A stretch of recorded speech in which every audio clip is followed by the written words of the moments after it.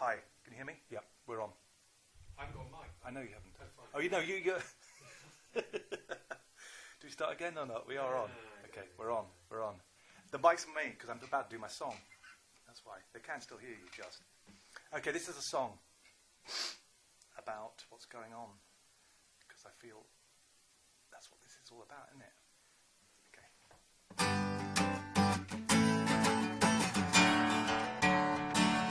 I once had a wife, I love more than life, but her love was all pretend.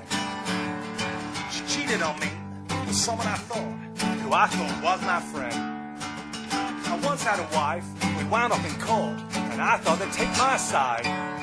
But the judge was a jerk, and when she turned on the tears, he fell for all her lies. I once had a wife, and now she's gone, and I'm here on my own. She took all that I had, but in some ways I'm glad, cause it taught me all I know. Not just about love, or about law, or about friends. It goes higher than that, I mean right to the top. I'm talking about the government. Like a meat-eating wife, at first they seem nice, and act like they really care. You think they're sincere, they say what you want to hear, but you need to be aware. Like a mean-scheming bitch, making false promises. To them it's all just a big game. Then they spend all your dough, turn friends into foe, and make out you're to blame. So take my advice, and always think twice before putting your faith in them. And don't simply do what they tell you to, cause they may not be what they claim. Don't just accept what they tell you as fact, or what they promise you. Or else you may find, somewhere down the line, you got taken for a fool. Don't let them take you for a fool.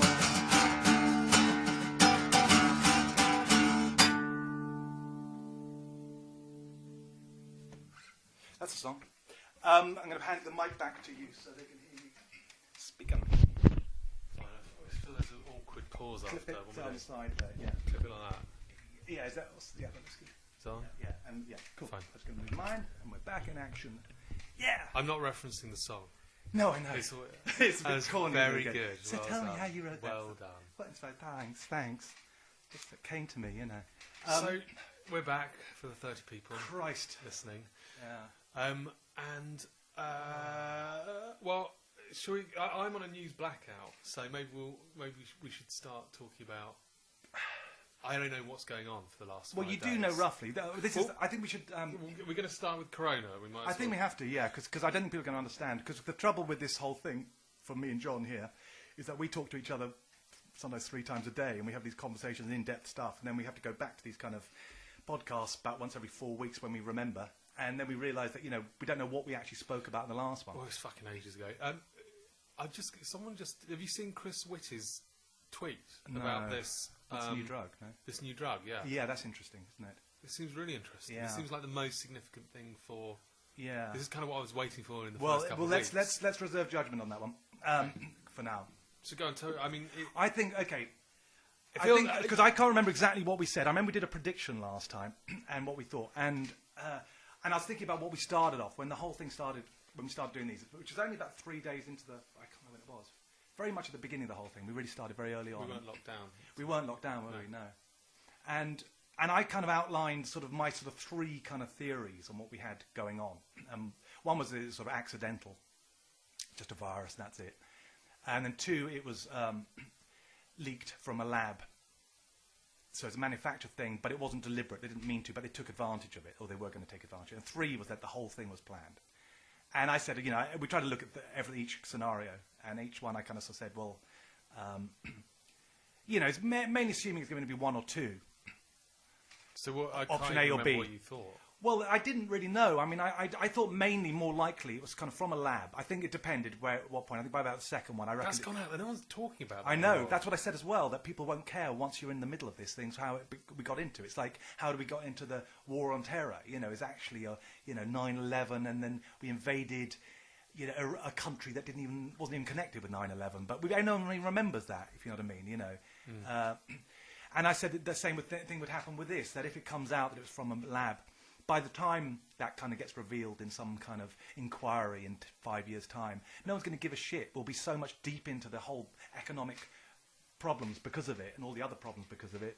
You know, no one will really give a damn anymore. It's like, oh yeah, was that what started it? Oh, well, it was leaked, was it? Was it designed? Well, it was from Bill Gates, was it? You know, and people won't really care anymore. They'll just be just like, how the fuck do we get out of this shit? So go on, where are we at the moment? You've gone more conspiracy theory. I've gone more. I think my nightmare scenario, which is that it's all planned or whatever, I think that's kind of what it is. I think I'm completely not worried anymore. The whole thing's fucking over. We won't be talking about this in 3 months' time.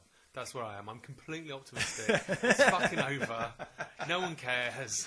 It's happened. So yeah, we're in very, very different places. Very, very wrong there.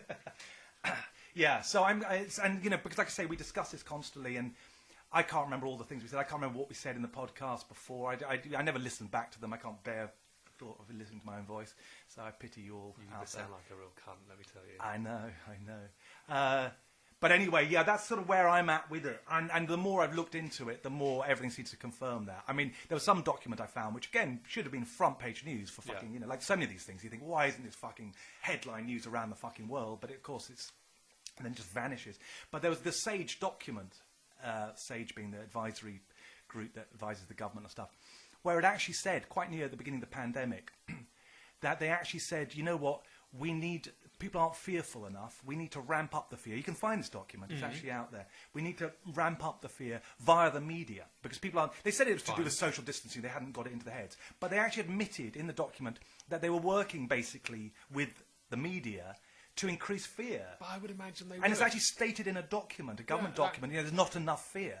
Now, that's sort of kind of in a way, it's sort of almost like a smoking gun for every conspiracy theorist that's ever existed, who said that this is how it works. It's like, they literally work hand in hand with the media. Some of it's direct, some of it's indirect. Yeah.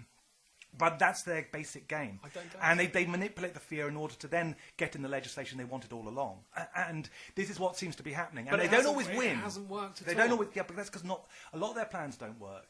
The people behind it, but they've even, again, that's something they've even said themselves. I think Barnier or someone, one of the EU leaders, said we often just try stuff out to see if it works, and if there's no, we'll throw kind of legislation out there. And if there's no big rebellion, then we say, hey, we got away with it. Are you going with the idea it was done deliberately? Well, it could have been a mistake, but it was definitely, in my opinion, if I had to put money on it, I would say it's from a lab for sure. And it was probably leaked deliberately. I think it was a combination between America and China, actually, but both of them sort of covert. It got out, and they kind of sort of deliberately pinned it on China. Why so would it's plausible deniability. It was a plan between China and America. No, I think they were developing it together. In fact, again, there's hard evidence that they were developing this stuff together. I mean, Nature magazine from 2015, we've talked about this. There's an article that came out in 2015 saying they're working on a virus that splices coronavirus with which way around was it? The SARS and coronavirus derived from bats, and how to transfer it to humans.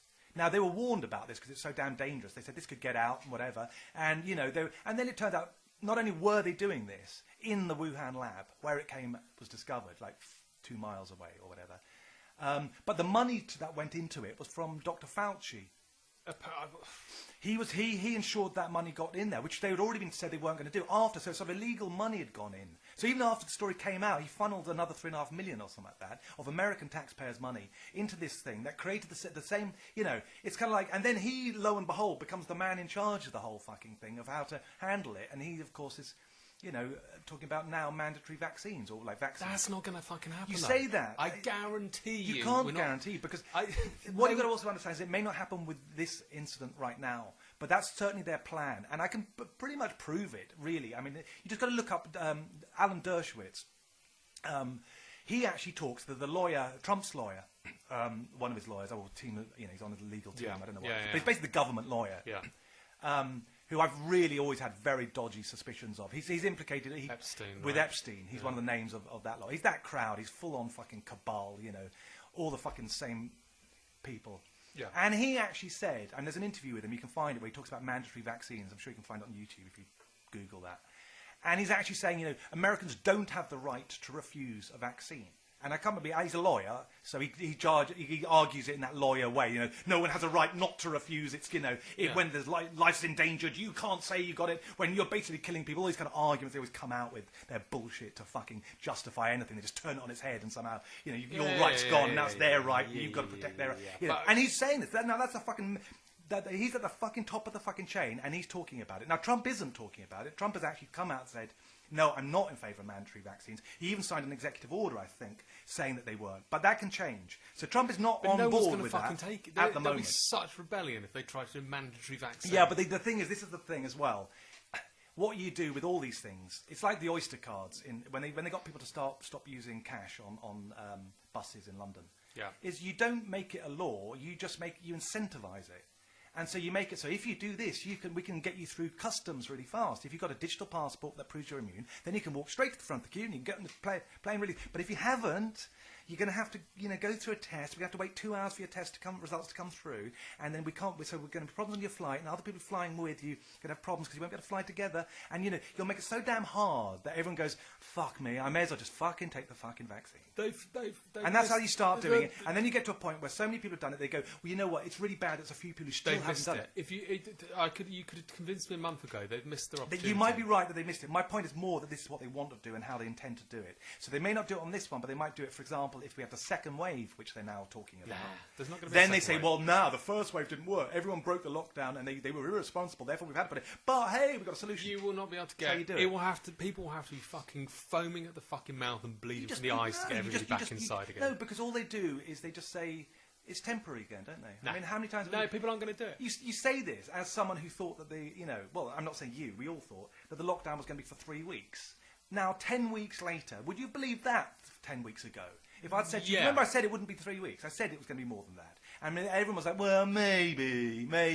And it's but like I've just walked through 10 Shepherd's weeks Bush fucking now. later. I've walked through Shepherd's Bush now. It's no different to how it was last summer. It's pretty now, much back to normal. Now, yeah. as give from it, Monday. Give it a month. Yeah, okay. We'll but how do we know normal. that we're not going to have... Because we're still sort of basically in a massive lockdown in terms of travel. I can't leave the country. I can't go abroad. I can't do tons of things. It's how do we know that they're not going to wait for the first spike, which we're bound to have some bits of spikes. You know, it goes up and down all the time. And they go, hey, look, the R rate's gone up in no fucking Norfolk. And they suddenly go, right, we've got to go back in. That's no what one gives a shit. People will say, fuck off. They really will. I think you're underestimating people. I don't... Well, okay, let's see. Right. I hope you're fucking right. And I also qualify this statement by saying... They may not be able to get away with it, because I agree with you. I think the public mood has changed. They're not so fearful of it. But they're going to do their best to ramp up the fear. We went out 2 days ago, yesterday, and we went into Copstick shop. A friend of ours has a shop round the corner. We went in. What was the first thing we did?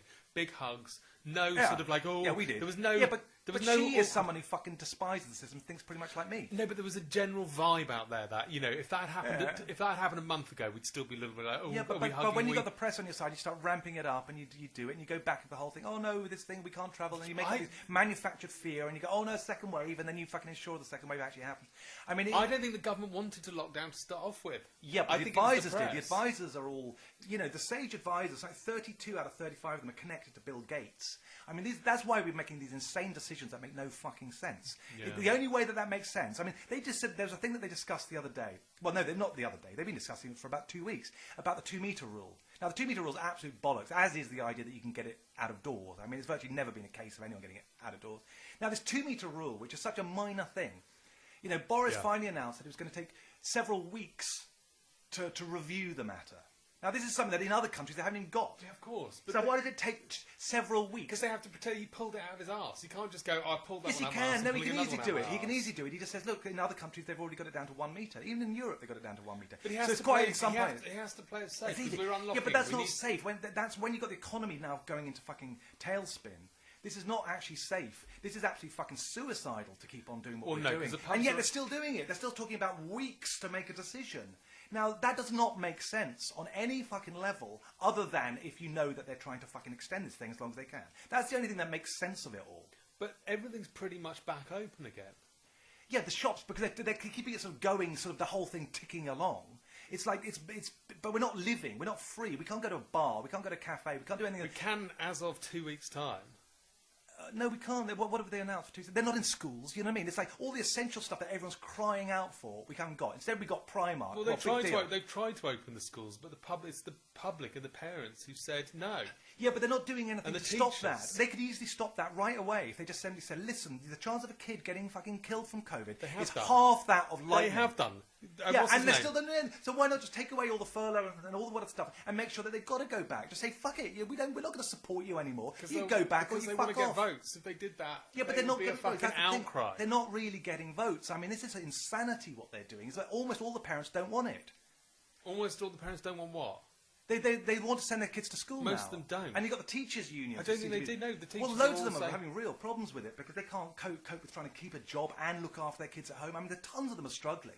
But you've got a handful of teachers and the teachers' union who are all taking this mad this position. But I think what and you're the doing government here aren't is standing up to them. I think you're thinking this is some grand conspiracy when all it is a clusterfuck. It's well, okay, it could be a clusterfuck, but It's a lot of people everything arguing adds over up. each other, Everything adds up much more to well, I hate to say a conspiracy, but you know, like it's just. But They haven't basically, done very well. well, They could have. they've delayed it. They've managed to keep it going for 12 weeks. No and one's still, scared anymore. If they wanted to, they wouldn't be saying, "Oh, we've got a drug no, that but helps." they're not necessarily terrified as much as they were because but they want them to be. But they've managed to keep this going, and so they're extending it, which is what I said. They're going to keep giving us, throw us a few crumbs. That's what I said before. They'll throw us a few crumbs, just a few bits of freedom, so we kind of go, oh, things are getting better. And then they'll find some pretext to put us in lockdown again, or they'll try to do that. I'm not saying they're going to get away with it, but that's what they're trying to do, is what I believe. Because that's the only thing that makes sense of this insanity.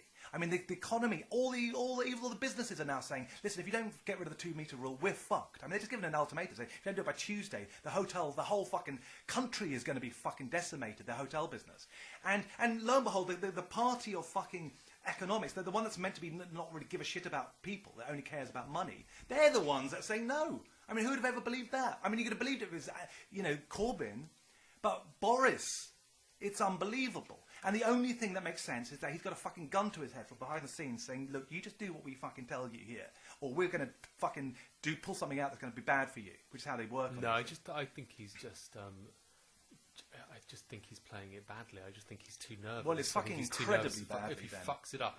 Well, if we go to 1 metre, I can understand he's got to sort of look like he's not causing deaths. if we go to 1 metre and it it spikes, yeah, but all he's got to do is say, listen, they already did it in other countries across Europe. There's several other countries that doesn't have there's less than 1 metre.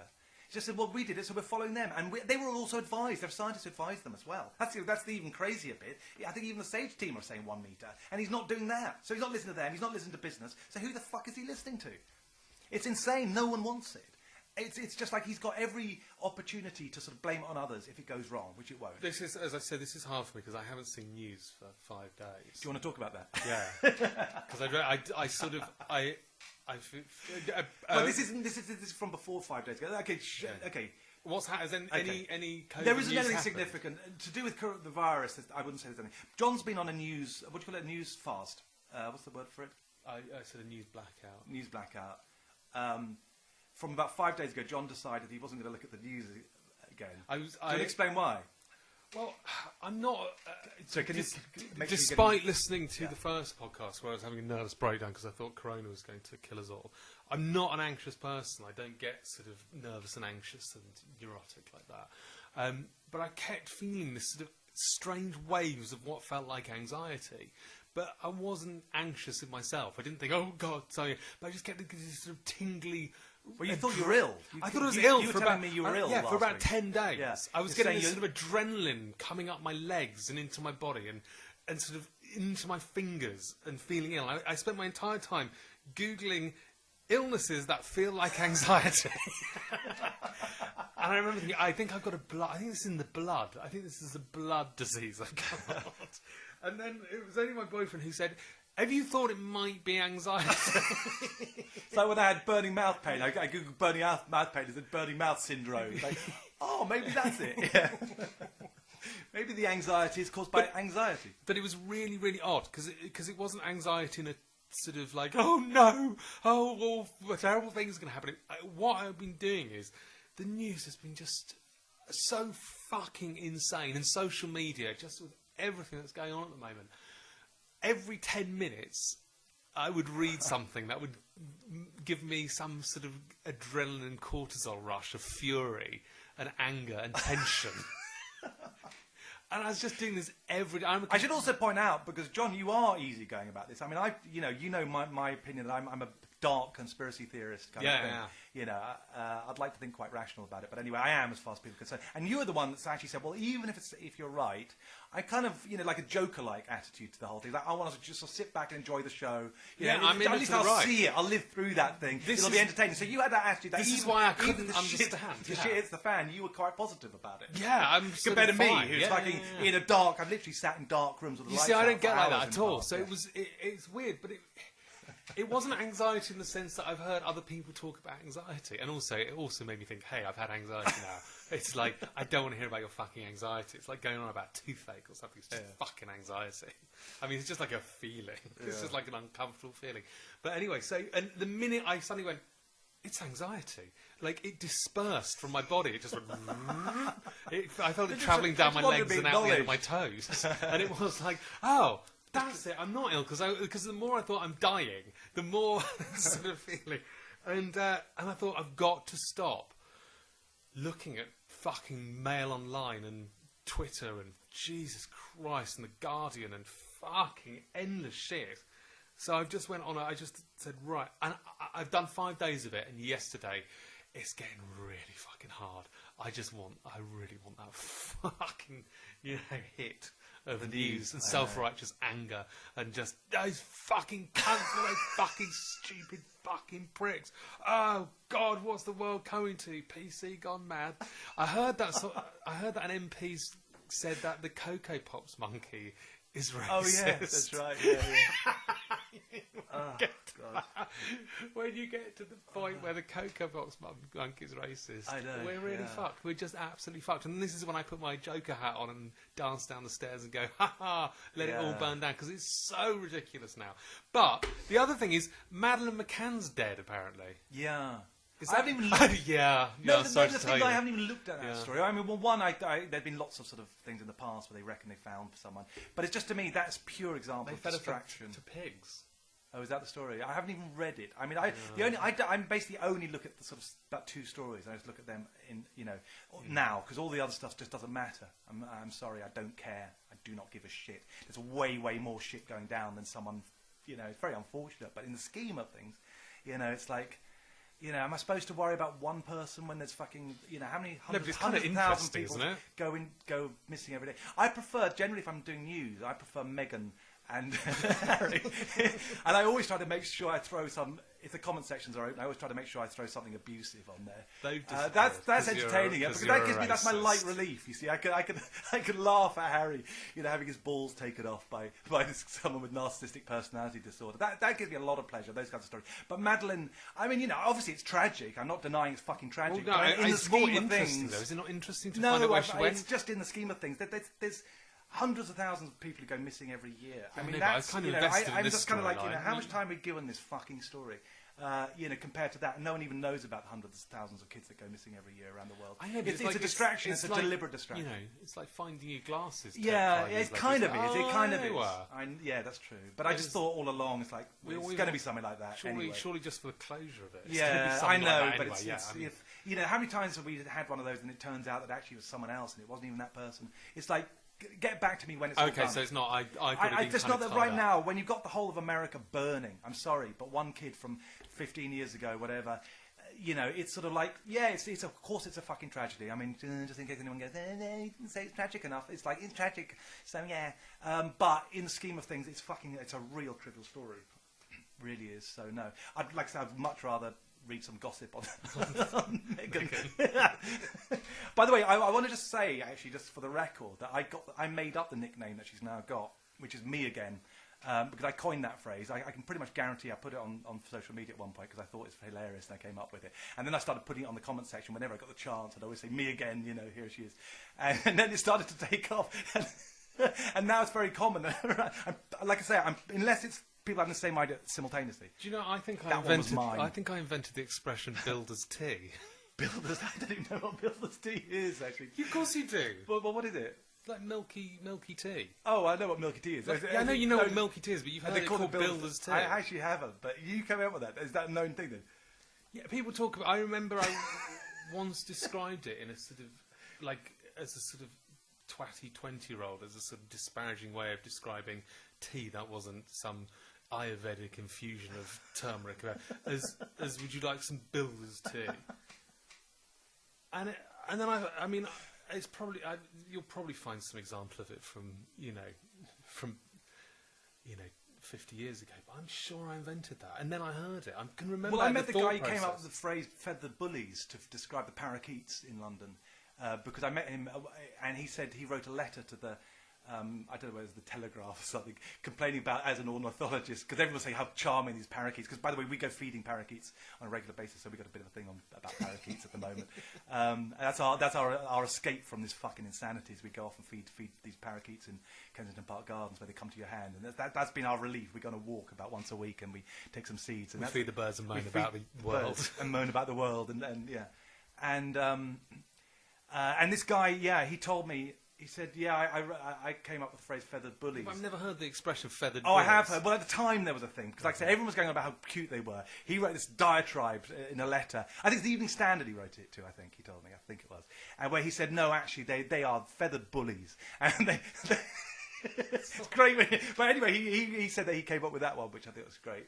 It's set the but they were referred to that for a while. I also think like flying rats. I might have come up with the putting two fingers up behind someone's head when they're having a photograph. What they called photobombing. I used to do that before social media. I used to do it on Portobello Road. Whenever someone's taking a photo of someone, I just walk around the back. I just sort of pretend to be sort of a hunchback or something, just in the background. So they had this perfect photograph. They would then see, oh shit, there's a guy. I did that long before I ever heard of photobombing. I was doing that all the time. Do you remember Happy Slapping? That yes, I remember. Whatever happened to Whatever that? Happened to that? The good old days. That's when the youth used to be pricks. That's the last prickish youth movement. There hasn't been anything like that for a while. Yeah. It's become very goody. Yeah. SJW. It's a good thing about it. I think I preferred those days myself. So are we going to go and wade into Black Lives Matter? Oh, no. What, no, not a chance.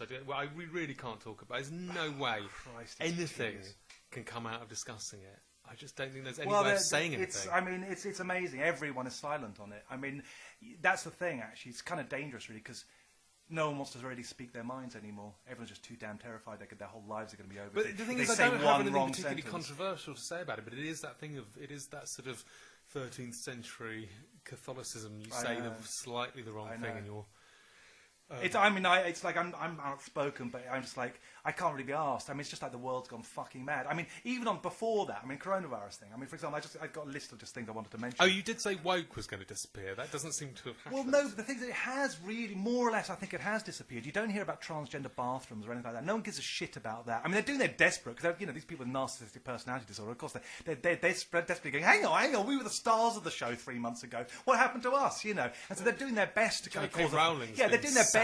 Yeah. By those pricks who are kind of, but generally speaking, no one gives a shit. They got much bigger concerns. But what's taken over, of course, is the fucking, the George Floyd case and all to do with that. So it's gone. It's not really woke. It's about, race wars. That's what we're actually facing now. So woke is dead. Well, pretty much, and they're doing their best. It's a few last gasps. That's how I see it. But it's moved up a gear. So it's like, no one's going to care. Yeah. Oh yeah, but it's not woke. It's not the same thing as woke. It's not even that. It's not even that. It's not. It's a whole different thing. It's a whole different thing. I mean, now you've got the left being attacked. I mean, that's what's quite interesting. In what way? What do you mean? Well, because all these liberals who sort of prided themselves on being woke are now being attacked as being secret Nazis, and that's sort of suddenly hang on, sorry, who's being attacked as a secret? Well, the left, anyone who liked Fawlty Towers, for example. Is now, enabling sort of, they're like, hang on, but I voted for Jeremy Corbyn, The actual moment that I decided I could not look at any more news was when they banned Papa Lazarou. Oh, God, yeah. I know. I mean, everyone was... Well, what's funny also with when they did Mighty Boosh, because everyone was talking about it and going, oh, yeah, they've done Mighty Boosh, and everyone's like, what? Well, oh, Greg. And it's like, yeah. Like, oh, really? that's a bit extreme. And it turned out it wasn't even old Greg. I don't know who I've never seen. It was seen. someone else. Someone called Spirit of Jazz. You know, and so like people go, we don't even know who you're offended by. I mean, that's the same with the Fawlty Towers one. We weren't sure which episode it was. I mean, that's how insane it's got. It's like even the people who were actually supporting it couldn't agree. It was the racist character that they were laughing at. No, it was the major. I think that was a separate issue. I think this was about the Don't Mention the War episode. No. Yeah, but that's in the Don't Mention the War episode. Okay. He says, right. Okay. But I thought it was Basil doing the because I think they'd already got rid of the scene, the famous scene in that with the Major. I think this is something else now. No. It was okay. The Well, okay. Even if that's true, most people that were arguing about it were saying it was about the war thing. Initially, they thought it was about that. So they couldn't even. The people who were sort of doing didn't actually know what the actual offensive thing was meant to be. And Papa Lazarou completely baffled everyone because hang on, he's not even black. I mean, what is he? You know, he's meant to be just a freak. You know, that's all he is. He's just a mad freak in sort of grease paint. That's all it was. And suddenly it's like it's sort of anachronistic. And you can see the left, like the Middle England, all these kind of Guardian readers who loved watching the League of Gentlemen, are suddenly now going, oh shit, the guns are on us now. You know, we're sort of, talk about first they came for the communists. Now they came for the Guardian readers, and it's like, well, you know what? I don't want to say told you so, but they really did ask for it. But at the same time, it's fucking insanity. You can burn down all the shops you want, and you can pull down all the statues, but you start touching, like, art. I know, Penny Lane. And then I'm done. I know, that's when I fucking flipped, actually. It's like, don't you fucking touch my rock and roll, you fucking pricks. And my Papa Lazarou. Don't you fucking mess with that. That's the best fucking comedy character of the last 10 years, or 20 years. And it's like, you fucking ban him. You are the woke Taliban, and it's a fucking great phrase for it. That's the only thing that fucking sums them up. They just like gets rid of this, and of course, because it'll never solve anything. It's like the war on terror. It's meant to be open-ended and vague. It's really distracting. You don't want to win the war. You don't want to win the war because then you have to then. Sorry. Surely it's just not helping any cause whatsoever. No, it's division. It's all about division. It's divide and rule, order out of chaos. That's what this is all about. That's all that this is about. It's shit stirring. And using anything to shit stir and keep us divided and avoiding the real big story, the real big inequality in the world, which is rich and poor. That's what it's fucking all about. That's all it is. It is interesting that if we all joined hands, if we all said, you know what, okay, there's some differences, but by and large, we've got more things in common and we can work this out, blah, blah, blah. If you did that, and then we go, well, what is the big problem then? What, in the world? It's fucking them. Wealth inequality. It's the cabal. It's the people at the top running the fucking show and making the laws without us having any say. That's the real. It is interesting. And notice all how this all woke the people stuff, at the top are the all ones this fucking woke stuff began. Shit. All this woke stuff began just after Occupy Wall Street was really starting to kind of gain momentum. Yeah. And then suddenly it was. Suddenly, that's right. There was a chance at that point. There was a moment in history then. You're right. If you had a rainbow flag in your, on your logo of your corporation, it didn't fucking matter how many sweatshops you were using, how much money you got squirreled away in some, bank account somewhere. If you had, if you were playing the identity politics thing, if you had a strong, plus-size black woman as your logo, doesn't matter if you got that's right. all your money. And it's the same right now with all the celebs in Hollywood, all singing Imagine and fucking, doing that. What's the video called? You've got to Google this if you haven't seen it. What's it called again? I Take Responsibility. You have to look at that. I Take Responsibility. And read the comments section. There's one without comments because obviously the comments are getting so out of hand. Make sure you find a version. The best one is the one when I can't remember who it is. It's all Sarah Pollard or someone who says, "I take responsibility every time I explained away police brutality." What? Why are you doing that? I know, it's like, really? You fucking racist cunt. Well, you've got to Google this. So it's about 10 celebrities, in inverted commas. I mean, I recognise about 3 of them. There's Aaron Banks, who's the guy from Breaking Bad. What a sellout. I mean, that's just excruciating. And he's excruciating. I take responsibility for every time I excused racism, and you can see their pupils reading the script as well. Have you noticed? If you look at the pupils, you can actually see them going left to right. Oh, really? They're reading the card, and then he obviously goes off at one point where he goes, "Hey, can I improvise this my own bit here?" Because he goes into this thing about, and by the way. Police brutality, we're not going to take that anymore. And he goes on his own little bit, and you can see the God, it's just It's narcissists horrible. not getting enough Kesha's on it. attention. Narcissists not getting enough attention. Yeah, in the lockdown, I know. It's yeah, just- oh. but as you know, the thing with that is like as you were saying about you have a rainbow thing, and suddenly you're off the hook. You do that. Now, these guys, got a lot of them have got sort of 50 million stashed away, and they're living in fucking gated communities with armed security. And then coming out and going, we're against guns. You fucking hypocrites. And they sort of I stand with all you people. It's like what that's really doing is just sort of saying don't look at me. I'm one of the good guys. Don't put the spotlight on me and highlight my hypocrisy and my wealth and my fucking all the crap I've done and all the times I kissed Weinstein's arse and ignored Epstein and never gave any focus and excused all the illegal wars from under Obama. And I didn't say a damn fucking word about them because I take responsibility. And, it's just so fucking pathetic. It's a way of just sort of saying, hey, don't put the gun on me, please. I'll say anything you want. Just, am I off the hook now? Can I do that thing? Will that get me off the hook? Am I allowed to work again? And that's what's going on. That's what's going on with all the people making public apologies right now. The one from, what's it called?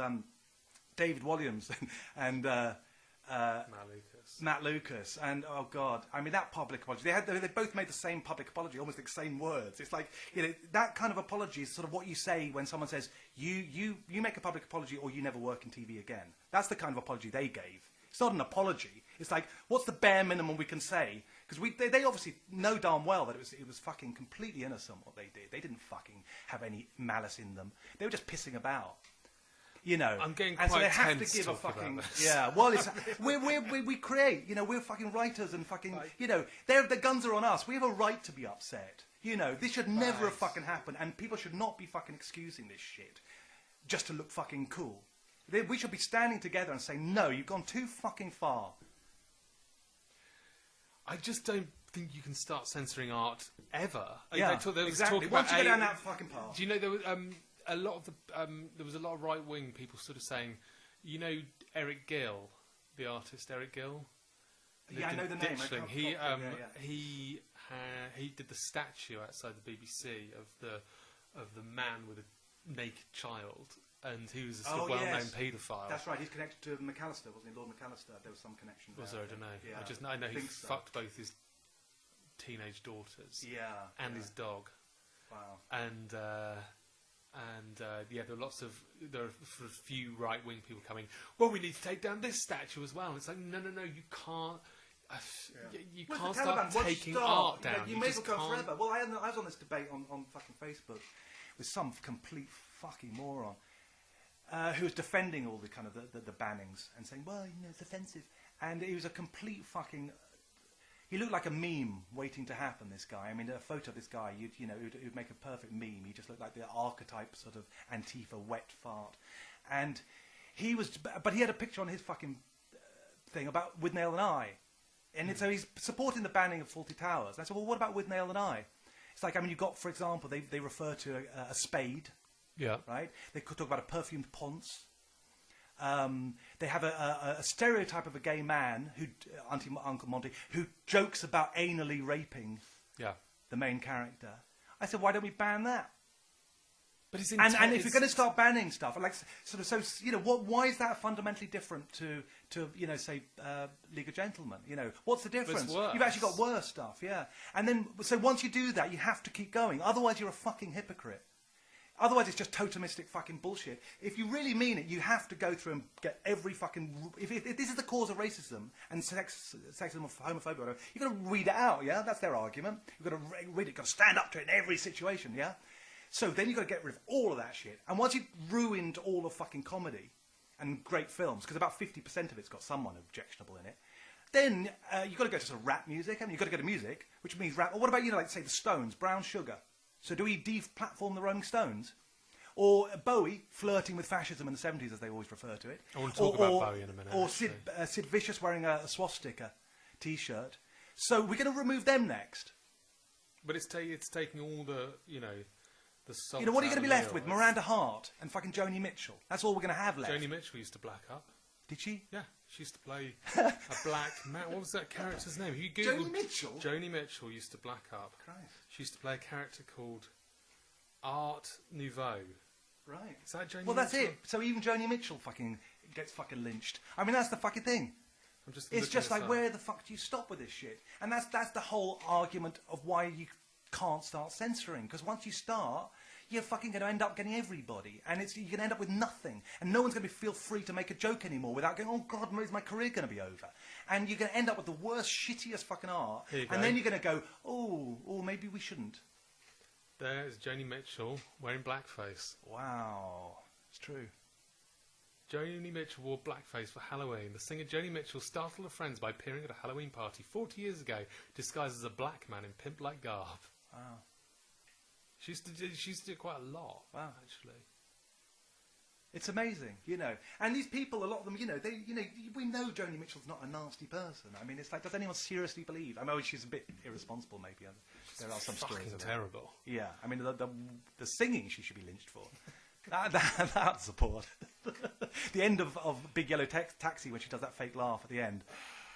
That's a lynching offence. You know, what we've done is we've now moaned about all the bad things that this movement about the inequality between the races in America. We've just basically whittled on about all the trivial things that have slightly vaguely affected us, and none of the actual. So yeah, I know. But can't get my roots done. Yeah, it's like that. No, but hang on, it is and it isn't. I mean, this is so fundamental. I agree, but I can see people just going, you have no fucking clue. You're moaning about because you can't watch your programme. Yeah, but I mean, in reality, I've got the box set anyway, so no, that's not fucking true, and I'm not getting rid of it for you. No, I know. It's so complicated. It's not complicated. It is complicated. No, if the artist wants to withdraw something. No, I'm not talking about the censorship. I'm talking about the situation with Black Lives Matter. But the thing, that's the thing. It's like the war on terror. It's meant to be open-ended. That was Bush loved the phrase "the war on terror." They didn't choose that phrase randomly because they knew that terror is something that can expand it to anything. You can never win it, so you can keep on using that phrase to justify invading as many countries as you want, stealing their resources, doing whatever fucking shit. We've got to, introduce the Patriot Act. We've got to bug everyone. We've got to do this because the terror hasn't been won yet. We haven't won the war. It's the same with the war on hate. It's the same with, we've got to stamp out racism. You're never going to stamp it out. Sorry. It's just people don't like each other. Lots of people don't like each other. It's like trying to say we've got to get rid of people hating Trump or it's like, no, you're not going to do that. You can't stamp it out. I don't know why I'm even wading into this fucking minefield. But there is a problem with black people in America not being able to not having accumulated wealth. There is a problem with education. Yeah, but again, there's lots and lots of... Well, no, but it's just like, no one's denying these stuff. There are loads But it's like, are we going to go through the whole of the history books until, forever and sort of say... the Romans invaded this country. Yeah, but America was built on slavery. What about what about Ireland and Australia, where there's injustice? It's fucking horrible. No one's denying. No one's denying the horror. I'm too nervous to have this conversation. Yeah. I just feel like that's it's what it's like, fucking isn't it? minefield. I know. It's just like it ain't going to solve anything. The problem. But like I say, my point is this: it's a distraction. It's a deliberate way to cause division. That's the reason the elites are fucking financing these groups. Yeah. Why on earth would they want to be financing it? I mean, there's no reason Soros is, he's a complete and utter fucking cunt and a multi-billionaire. What the hell's he give a shit? He's 98 or something, whatever, 92 or something. I mean, these guys, they're shit stirring. That's what they're doing. They're trying to create division. They want something endless. They want us attacking each other. They don't want us united. And so they've got us focused on things that yes, there are big injustices, but they've got things like injustices that can't be solved. We can't solve what happened in the past, We weren't there. We can't do anything about it. So that's perfect for them. They've got something that we've got to somehow solve something that we didn't even do. We can acknowledge it. We could teach it. What? We can take responsibility. I mean, what can we do? What can you actually do? Is it taught in schools? Is claiming living slavery taught? Yeah, I got taught it. We had Roots was shown on TV as the biggest blockbuster fucking show when I was growing up about the horrors of slavery. We were all horrified. It was like, fuck, that's horrible. It's like Nazism and whatever. Yeah, we saw all the fucking documentaries. This fucking needs to be fucking addressed. We can't keep sort of hiding from it, and we've got to get the root of it. And the root of it is that it's not even about the problem; it's about the division. It's not even about this. No one wants to solve it. The people doing the fighting, they're not looking to solve it. They're just having a bit of aggro. Most of them. You know, most of the people doing the deface, they don't even know who they're defacing. They've never even heard of these statues, for example. Until someone said, "Oh, let's go for that one now." You know. Do you not think you should take that? Do you not think any statue should come down? I think it's fair enough to have a debate about it and go, look, okay, let's have a considered debate about this. Let's talk about this. Because it is, I can see stuff can be offensive. I can definitely understand that. But I think to just randomly just let mobs go one after another with no discussion as to these characters that they're doing. I mean, some of them, you know, you've got, for example, you've got a situation right now, you know, they've ended the lockdown, the shops lockdown. Yeah. Suddenly you've got everyone going to Primark. Now, Primark is allegedly based on child slavery. Hey, child slavery now. Modern day child slavery. Well, it's alleged to be. I don't know the full... I've read stuff that says this, right? It's about as much evidence of that as there is of half these other people that they're attacking, right? They've got connections to it, you know, and there's other businesses that do. They had no problem going into that. Now, you know, that's something we can solve now, and they're not talking about that. Yeah. You know, so why don't we have that discussion? I mean, it's like it shows that they're not really giving a shit about. Different. It shows they don't care. It shows that they don't really care about getting rid of slavery. If they did, they would be doing it now, and they would not be buying stuff from Primark. So it shows that there's a massive hypocrisy. Well, there's a lot of slavery going on in Libya at the moment. There's Libya. They started slavery in Libya. Have you seen the photos? You can just Google image slavery in Libya. I've seen a couple, yeah. And they're not even talking about that. Fucking unbelievable. All they're talking about is 200 years ago slavery. It's like, sorry, I'm really, you know, sorry. Yeah, but do you not think there is... So, yeah, I think you should have a discussion. But what do you do? Sorry, I went off the point. Sorry, but it's just like... These people that had links to slavery 200 years ago, we don't know exactly the story. But what we're seeing with Primark right now is an example that you can have links to it. Like you can shop at Primark, you can have friends who shop at Primark, but you don't necessarily support it. But you might sort of have a connection to it by shopping at Primark once and once buying a T-shirt. Now, does that mean you should be fucking deplatformed? Does that mean that you don't have a voice because you once bought a T-shirt at Primark, or that or you had shares in Primark, or whatever it might be, or all the other myriad of companies that have got fucking like Apple and whatever who buy Rare Earth that's based on slavery? There's tons of this shit. It's going on now. So why aren't we deplatforming them? Why isn't there any talk of that? My palms are getting very sweaty here. Well, it fucking needs to be said. It's just bullshit, you know. It's like it's hypocrisy. If you're serious about it, let's do this thing, right? And let's start with the present. I think the actual slavery that's going on in Libya is something that needs to be... I don't know why it's not headline news every fucking day. I don't get Yes, I know. Because Obama started because of Obama bombing it with Hillary's approval. That's the reason they don't want anyone talking about slavery and restarting in Libya. Because then it suddenly goes, oh, you know what, the Democrats aren't quite so squeaky clean, are they? Obama, yeah, what was his legacy? He restarted slavery. Wow, that was a great achievement for the first black president. Wow, well done you. And well done all you Democrats who didn't fucking give a shit. So stop lecturing every fucking one else on this planet when you excuse that one. So you take responsibility. Fucking hypocrites. Seriously, I'm sorry, but it's fucking true. If you care about it, you'd be doing that. So therefore, ergo, they don't care about it. They care about shit stirring. Otherwise, Obama would be on one knee right now, apologising for what he's done. Is he taking the knee? No. Did I tell you I'm getting a duck?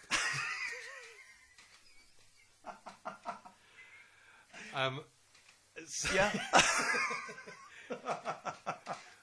Martin was watching YouTube the other day, and there was a video about people hatching eggs from Sainsburys. So you get an incubator and you put eggs in from Sainsburys, and they hatch. Yeah, they fucking hatch. Like 1 in 20 of them hatch. So he just bought an incubator off Amazon, and rather than he was going to go and get Sainsbury's, but instead he's just ordered some fertilised duck eggs. Wow! So any day now, really, there's going to be a duckling. I had an amazing story once when I was in Amsterdam. We did a gig once, and there was we woke up we stayed in the promoter's flat, and on the balcony in Amsterdam, and there was this stuffed stork. This really mangy-looking stuffed stork that had been out in the wind and the rain for months, obviously, or years, I don't know.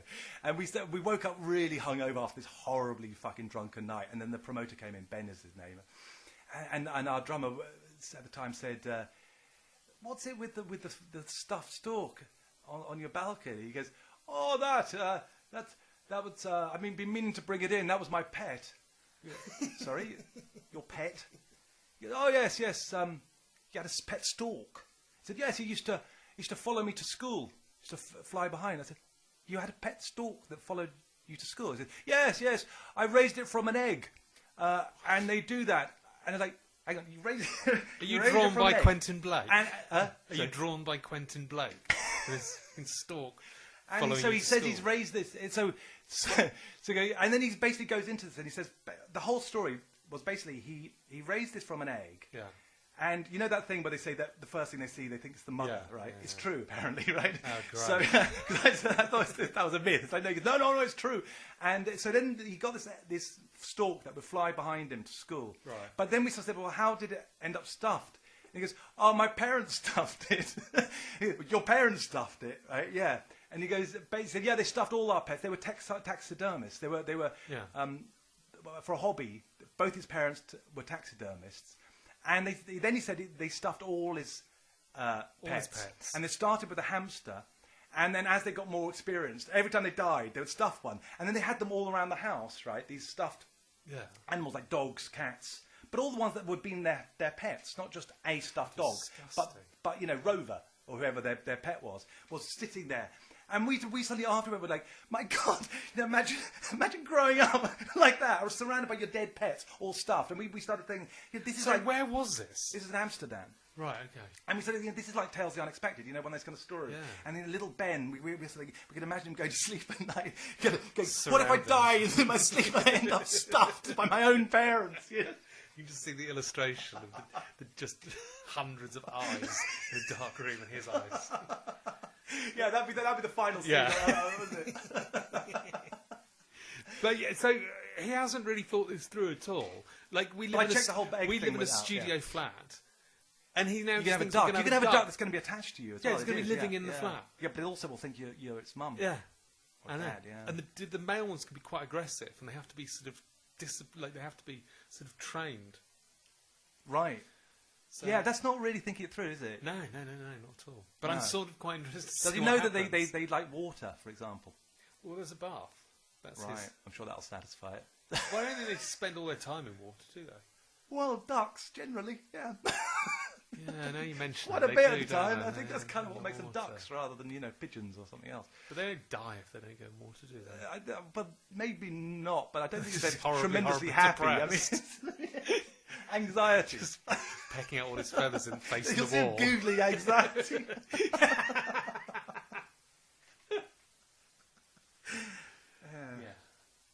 How long have we been going? Oh, too long, probably 52. I think that's probably enough. It's amazing because we actually discussed this at the beginning.